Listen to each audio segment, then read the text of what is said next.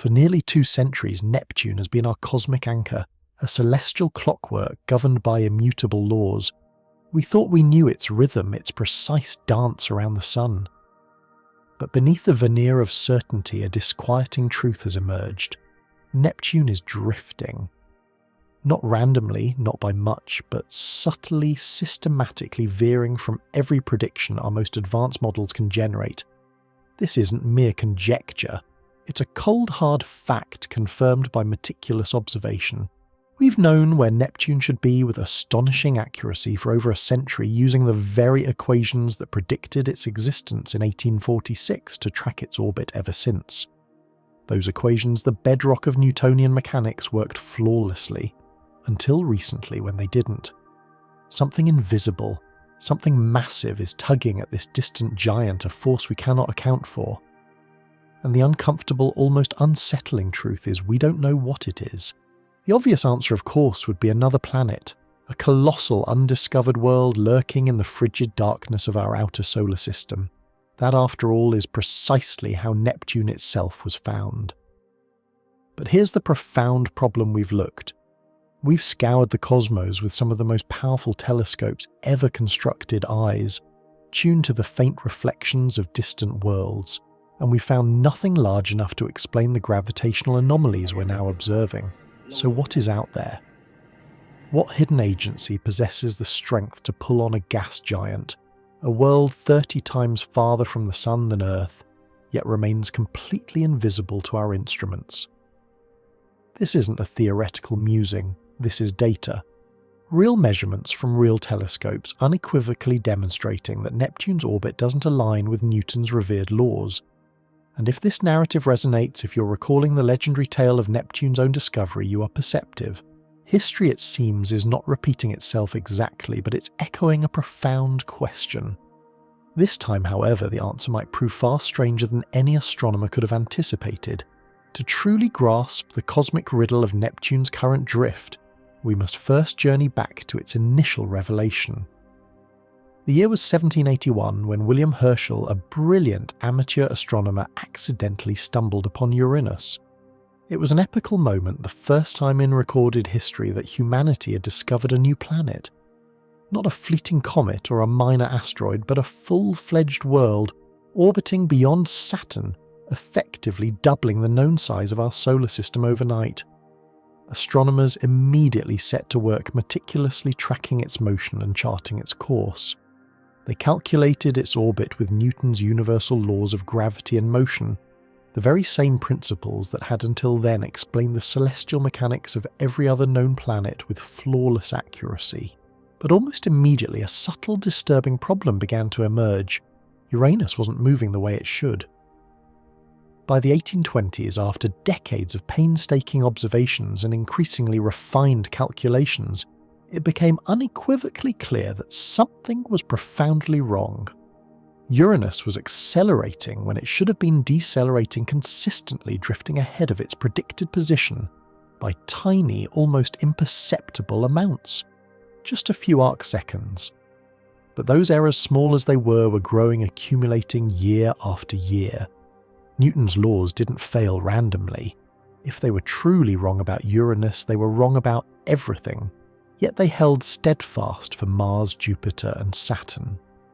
What then was so different about Uranus? Working independently across Europe, 2 prodigious mathematical minds arrived at the same audacious conclusion: there must be another planet out there. An unseen world beyond Uranus, massive enough to exert its own gravitational pull, subtly disturbing Uranus's orbital ballet in measurable ways. Urbain Le Verrier in Paris and John Couch Adams in Cambridge both embarked on the same brutal, intricate calculation.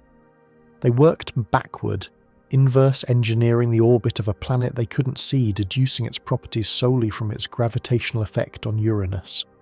Using mathematics as their telescope, they predicted precisely where this invisible world should reside. On the night of September 23, 1846, astronomer Johann Gottfried Galle, guided by Le Verrier's coordinates, pointed his telescope towards a specific patch of sky. Within an hour he found it, a faint ethereal blue disk sitting almost exactly where the math said it would be less than 1 degree away from the prediction. It was Neptune. This discovery stood as one of the greatest triumphs in the annals of science, a planet brought forth not by chance, but by pure calculation, a testament to the predictive power of Newton's laws. They didn't just describe motion, they could forecast the existence of entire worlds. For over 170 years, that discovery served as irrefutable proof that we understood gravity, that we understood orbits, that we could map the solar system with absolute, unerring precision. Until now, the legend of Neptune's discovery, while inspiring, often omits a crucial detail, a nuance that echoes eerily in our current dilemma. While Leverrier and Adams were undeniably brilliant, their triumph wasn't entirely pristine. They both made a key assumption: they believed the unknown planet was much farther from the Sun than Neptune actually is. Relying partly on Bode's law, an empirical pattern that suggested planets should be spaced at regular increasing intervals, this led them to predict an orbital radius of roughly 38 astronomical units, AU. Neptune's actual semi-major axis is a much closer 30 AU. They were in a sense incredibly lucky. The timing of their calculations coincided with a period when Neptune was near the part of its orbit where its gravitational influence on Uranus was strongest. Had they performed the same calculations 50 years earlier or later, their predictions would have been significantly off. The planet would still have been there, but it wouldn't have been where their math said it would be. This historical caveat reminds us that even the greatest scientific leaps can carry hidden uncertainties, a lesson that becomes critically relevant as we search for what's disturbing Neptune today. Fast forward to 2017. Something truly strange began to appear in the astronomical data. NASA's Cassini spacecraft, after a remarkable 13-year odyssey, orbiting Saturn, had been diligently sending back a torrent of measurements of Saturn's position, mass and gravitational field with unprecedented, almost unbelievable precision. Cassini wasn't just a camera in space. It was a cosmic measuring stick, a highly sensitive gravitational probe, allowing scientists to refine their models of the outer solar system to an accuracy previously unimaginable. And when this extraordinarily precise data was fed into the most sophisticated gravitational simulations, they noticed something profoundly odd. Saturn's orbit, and by extension the gravitational echoes influencing Uranus and Neptune, didn't quite match the predictions. The discrepancies were tiny, almost microscopically small, deviations measured in mere kilometres over distances spanning billions of kilometres. Yet they were real, and crucially they were consistent. Saturn was slightly out of place, so was Neptune. These errors weren't random noise, they were systematic, a persistent gravitational whisper, as if something was subtly tugging on these planets, in a way that our elaborate models simply could not account for. Initially, researchers, ever cautious, assumed a problem with their data. Perhaps Saturn's mass was slightly different, or there was some unmodelled force from its complex rings, its myriad moons, or even the solar wind. They meticulously checked everything, refined their models, recalculated. The problem refused to vanish. Then their focus sharpened on Neptune. Neptune, residing at the frigid edge of the classical solar system, a staggering 30 astronomical units from the Sun, completes a single orbit every 165 years. Since its discovery, we've observed it for only about 1.5 orbits. This means our long-term predictions for its future position decades from now are based on relatively limited observational data. But even accounting for this inherent uncertainty, the numbers simply weren't adding up. Neptune's position was consistently off by small but measurable amounts, and the deviations, once fully analysed, revealed a distinct pattern, a pattern eerily consistent with gravitational perturbations from an external unseen source. Something was pulling on Neptune, something our most complete models had completely failed to account for. The most compelling and indeed obvious explanation was Planet 9. In 2016, astronomers Konstantin Batygin and Michael Brown published a seminal paper that sent shockwaves through the scientific community. They had discovered a peculiar alignment among a group of distant objects in the Kuiper Belt, the vast region of icy bodies beyond Neptune. 6 of these extreme trans-Neptunian objects, ETNOs, all with highly elongated orbits, exhibited a striking characteristic: their perihelia. Their closest approaches to the Sun all pointed in roughly the same direction. Statistically, this should not happen. These objects are so far apart and their orbital period so vast that there is no inherent reason for such a synchronized alignment. It would be akin to finding 6 individual compasses scattered across different continents, all inexplicably pointing north for no discernible cause. Batigian and Brown crunched the numbers. If this alignment was purely random, the probability was a minuscule 0.007%, less than 1 in 10,000.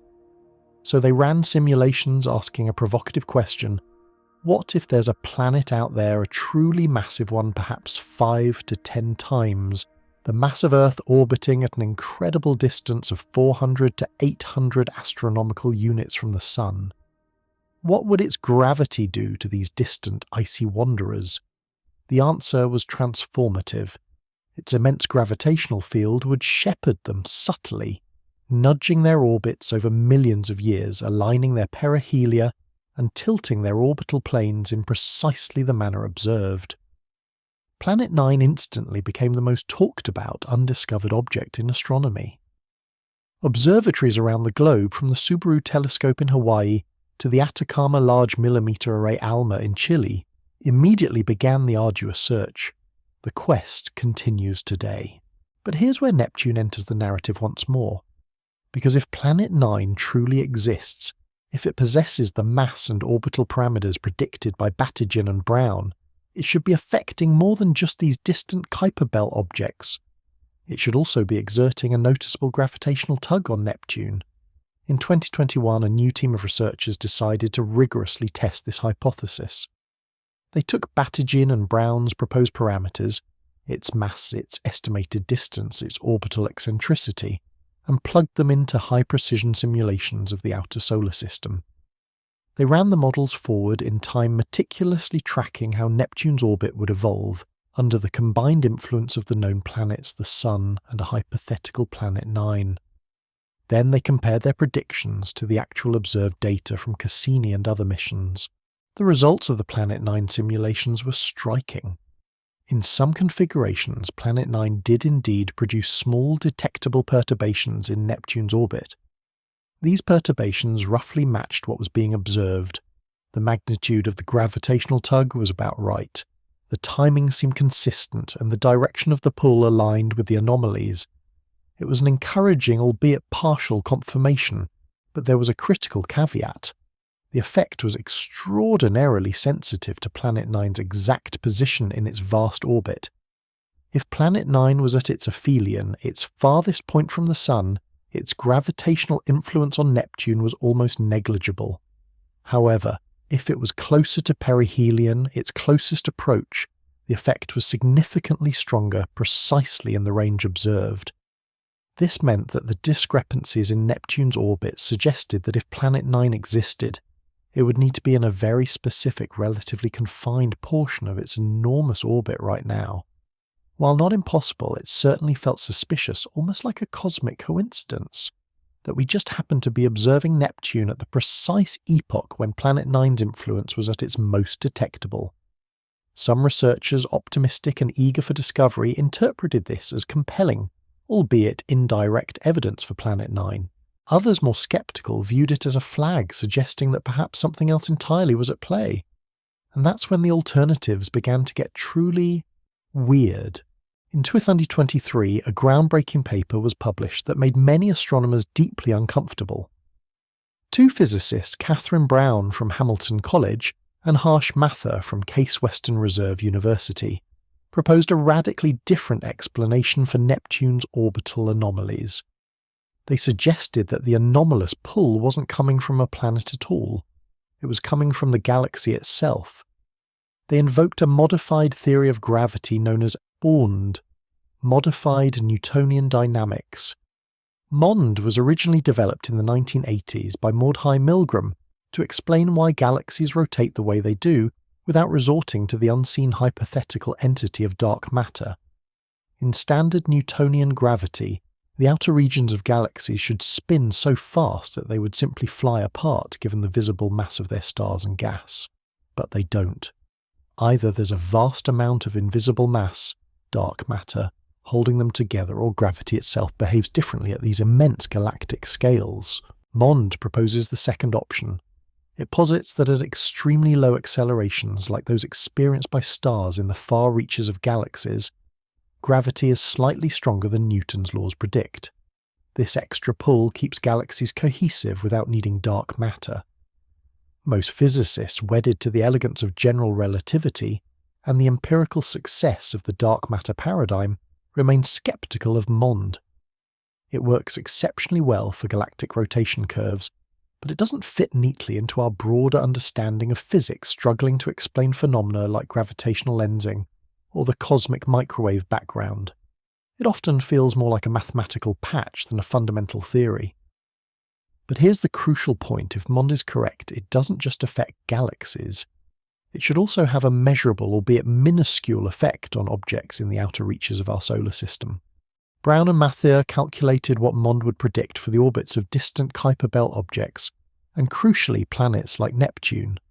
They found that Mond would produce a small persistent gravitational tug, a faint but steady pull directed towards the galactic centre, towards the constellation Sagittarius, where the Milky Way's supermassive black hole Sagittarius A resides. And when they meticulously checked the data against this prediction, they found something truly unsettling.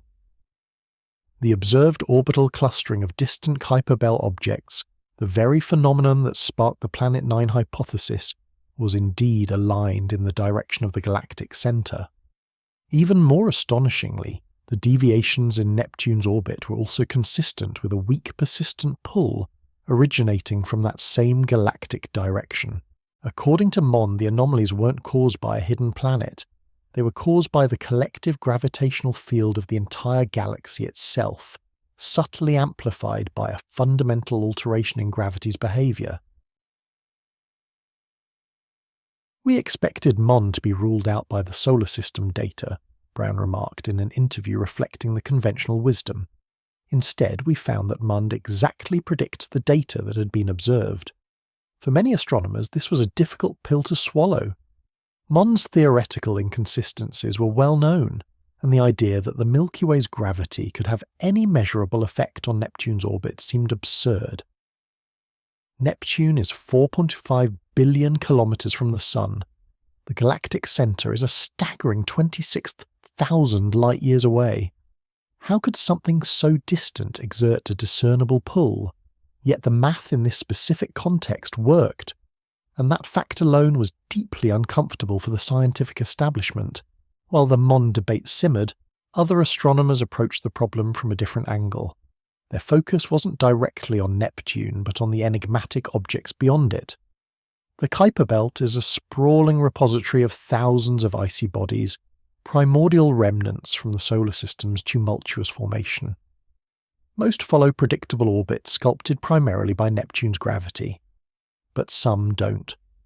Some possess detached orbits, meaning their closest approach to the Sun is still far beyond Neptune's influence. These objects, by all accounts, should be gravitationally decoupled from the inner planets. Nothing, it seemed, should be influencing them, and yet they appeared clustered. Their orbits pointed in similar directions. Their orbital planes were tilted in similar ways. This clustering formed the foundational bedrock of the Planet 9 hypothesis. However, in 2020, two ambitious large-scale sky surveys, the Outer Solar System Origin Survey (OSOS) and the Dark Energy Survey (DES), published results that cast serious doubt on this perceived alignment. They had discovered hundreds of new trans-Neptunian objects, and when they rigorously corrected for observational biases inherent in how and where astronomers typically search the sky, they found no statistically significant evidence of clustering. The apparent alignment, they argued, was an illusion. Astronomers had been preferentially looking in certain parts of the sky, discovering objects in those directions simply because that's where their telescopes were pointed. When these biases were mathematically accounted for, the clustering vanished. If the clustering isn't real, then the primary evidence for Planet 9, the initial spark that ignited the search, significantly diminishes. And if Planet 9 doesn't exist, what then is pulling on Neptune? One possibility, disquieting in its simplicity, is that nothing is pulling on Neptune. The anomalies in its orbit might simply be noise, systematic errors in our measurements, or unidentified flaws within our highly complex orbital models. Cassini's data, while astonishingly precise, is not perfect. Small uncertainties in Saturn's mass, in the precise positions of its moons, or even in the subtle distribution of mass within Saturn's rings, could propagate through the models, inadvertently creating phantom gravitational signals. But if the anomalies are undeniably real, and if Planet 9, the obvious culprit, does not exist, then we are left with two deeply uncomfortable options. Either gravity behaves fundamentally differently than we think at the vast scales of the outer solar system, or there's something else out there, something entirely unexpected that we haven't even begun to consider. In 2019, physicists Jakob Schultz and James Unwin proposed a truly radical idea. What if Planet 9 isn't a planet at all? What if it's a primordial black hole? Primordial black holes are purely hypothetical objects that could have formed in the first fleeting moments after the Big Bang, when the universe was incredibly dense and hot. Unlike the stellar mass black holes we're familiar with, massive dead stars that collapse under their own immense gravity, primordial black holes could theoretically possess any mass. Some might be as small as asteroids, others could be planet-sized, and critically they would be completely invisible. A black hole with the mass of 5 Earths, for instance, would be roughly the size of a grapefruit. It wouldn't reflect light. It wouldn't emit light. The only way to detect it would be through its profound gravitational influence on surrounding objects. Schultz and Unwin astutely pointed out that if Planet 9 is a primordial black hole, it would perfectly explain why we haven't found it yet. We've been searching for a faint distant planet, something that reflects sunlight. But if it's a black hole, our search parameters have been fundamentally wrong. The idea was initially met with widespread skepticism. Primordial black holes are, after all, still theoretical. We've never definitively detected one. And the notion that one just happens to be orbiting our Sun in precisely the right place to explain the clustering of Kuiper Belt objects seems extraordinarily unlikely, a cosmic roll of the dice. Yet Schultz and Unwin argued that it's not as improbable as it sounds. They meticulously analysed data from gravitational lensing surveys which hunt for brief flashes of light caused by massive objects passing in front of distant stars. They found tantalising evidence for a population of planet-mass objects drifting through the galaxy, far more than one would expect from rogue planets alone. If these objects are in fact primordial black holes, then the odds of our Sun gravitationally capturing one during its early turbulent history increase significantly. It remains a long shot, but it's not entirely impossible, and if Planet 9 is indeed a black hole, it would explain the anomalies in Neptune's orbit just as well as a planet would. The gravitational effect would be identical. The only difference is that we could never see it. But there's a potential way to test this black hole's. Even small ones are theorized to be surrounded by halos of dark matter. When dark matter particles collide, they could annihilate, producing telltale gamma rays. If Planet 9 is a primordial black hole, powerful gamma ray telescopes like Fermi, or upcoming observatories like the Vera Rubin Observatory, might be able to detect those elusive emissions. So far they haven't, but the search is ongoing, pushing the boundaries of astrophysical detection. Not everyone, however, is convinced that Planet 9, whether planet or black hole, is even necessary.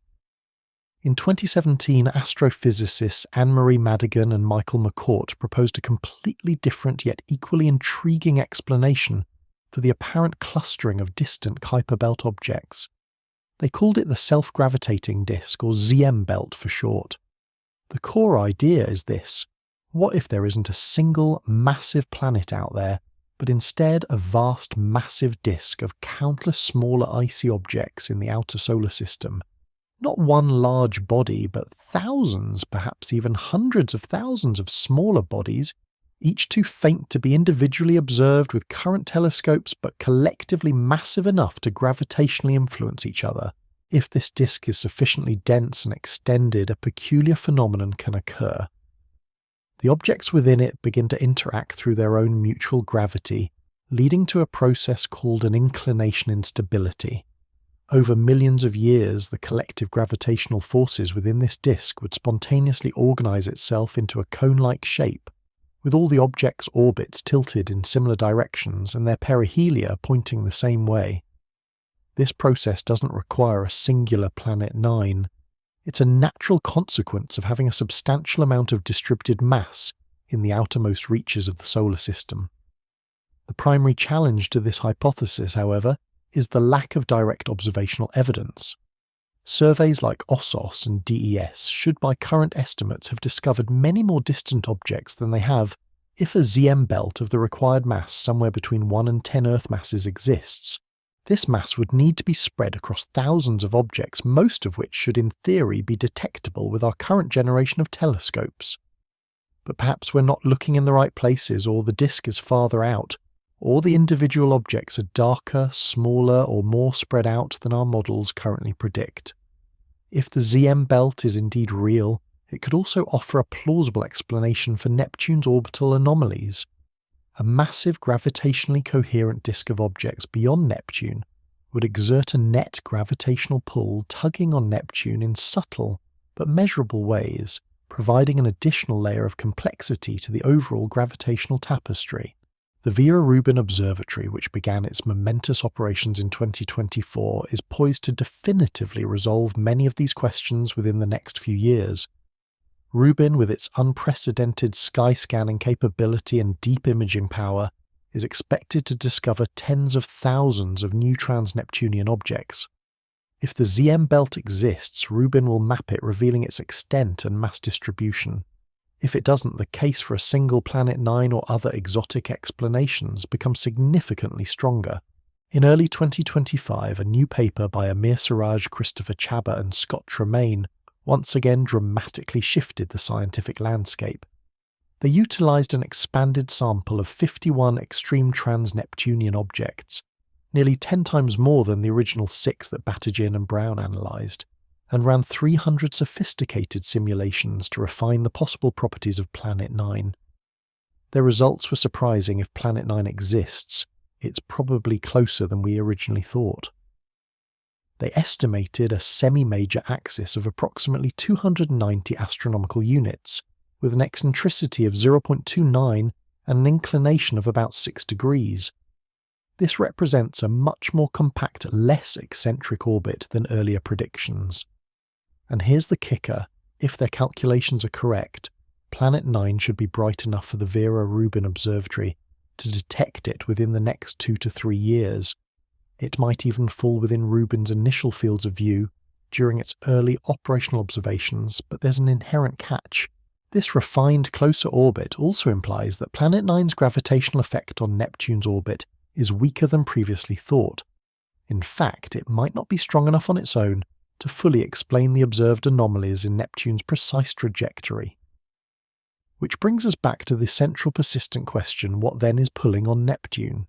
Perhaps it's Planet 9, but only partially. Maybe there's a confluence of contributing factors: subtle galactic tides, the collective mass of a ZM belt, or even lingering yet unidentified measurement errors. It's entirely plausible that Neptune's anomalies are the combined intricate result of multiple small effects, none of which would be noticeable on their own, but which together exert a measurable influence. Or, and this is a truly humbling thought, perhaps we are missing something fundamentally crucial, implying that our models of the outer solar system are incomplete in ways we don't yet even comprehend. Here's what we know for certain: beyond any reasonable doubt, Neptune's orbit is not behaving exactly as our current most refined models predict. The discrepancies are small, but they are real, and they have been rigorously confirmed by multiple independent measurements and observational campaigns. We also know that distant Kuiper Belt objects appear to show unusual orbital clustering. Whether that clustering is a genuine gravitational signature or merely an artifact of observational bias is still a hotly debated topic within the scientific community, but the raw data is undeniably present. And we know that if Planet 9 exists, it is incredibly difficult to find. It would be faint, distant, and moving glacially slowly across the sky. Even the most powerful telescopes would struggle to spot it unless they happened to be looking in precisely the right patch of sky at the opportune moment. But here's what makes this whole endeavour so exquisitely uncomfortable we might never find it.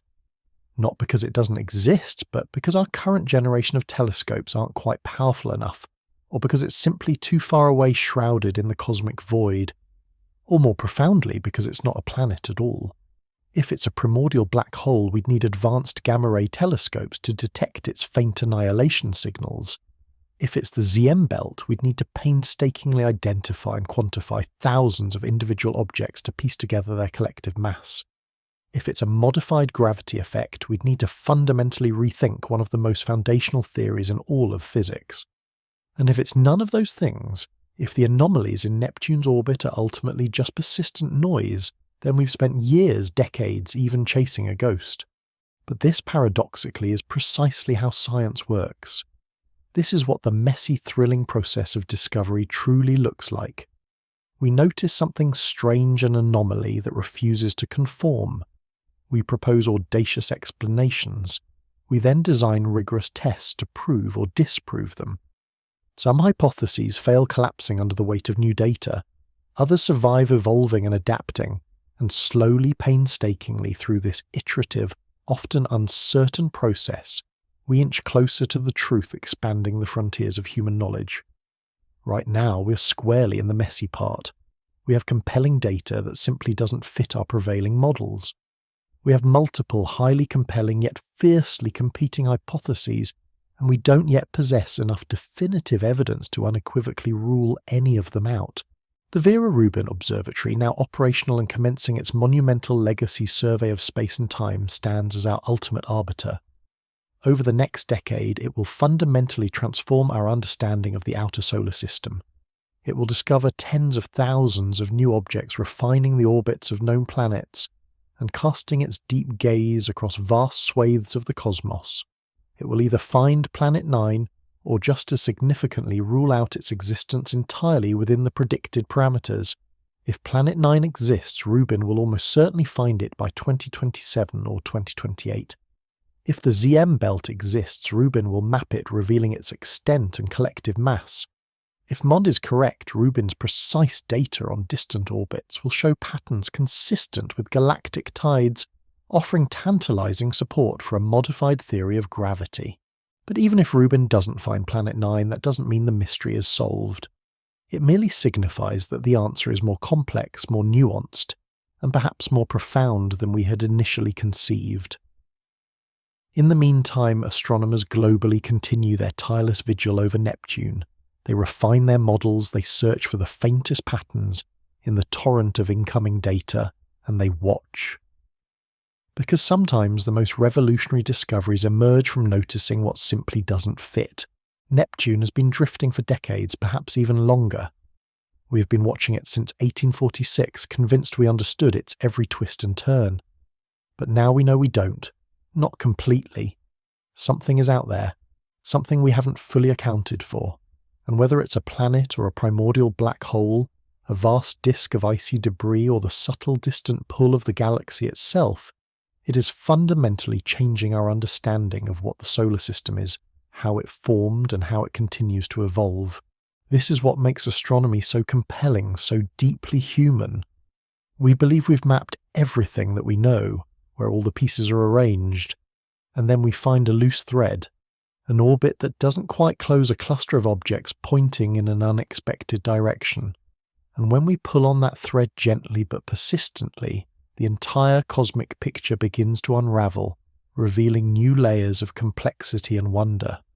For now, Neptune keeps drifting. The models keep failing, and we keep searching because that's the core of our scientific endeavour. We notice, we question, and we follow the data wherever it leads us, even if it guides us to something we never in our wildest imaginings expected. There's a profound, almost poetic symmetry to this moment in astronomy. We are living through a mirror image of 1846. Back then, Uranus was drifting, defying expectation, and the answer turned out to be Neptune. Now Neptune itself is drifting, whispering a new riddle. and we are searching for the same kind of answer, a new cosmic inhabitant, a new fundamental understanding. But history doesn't repeat itself exactly, it rhymes. In 1846, the mathematical problem, while formidable, was simpler. Leverrier and Adams had to solve what's called the inverse problem, working backward from observed perturbations to determine the mass and position of an unseen planet. They did it with pen and paper guided by Newton's laws and a prodigious amount of tedious arithmetic. It took months of dedicated calculation, and when Johann Galle pointed his telescope at the predicted coordinates there, it was Neptune precisely where it should be. The discovery was so precise, so elegant, that it became a legend, proving that pure mathematics could indeed reveal hidden truths about the universe, that we didn't need to stumble upon planets by accident. We could predict them into existence. This time, however, the expanded data we possess makes the problem far more complicated, not simpler. Neptune's orbit is whispering a truth we haven't yet learned to fully hear. Maybe it's saying there's a ninth planet. Maybe it's saying gravity is more intricate than we thought. Maybe it's saying the galaxy is closer than we imagined, not in distance, but in gravitational influence. Or maybe Neptune is reminding us that the universe still holds vast, unfathomable secrets. That despite our powerful telescopes, our sophisticated equations, and our intricate simulations, there are corners of our own cosmic backyard that we don't fully understand. We continue to watch Neptune, hoping that someday soon its mysterious drift will finally make sense. Because that's what science is not: certainty, not finished answers, but an unyielding willingness to follow the data into the unknown, even when the unknown is right here pulling on a planet we've known about for 179 years.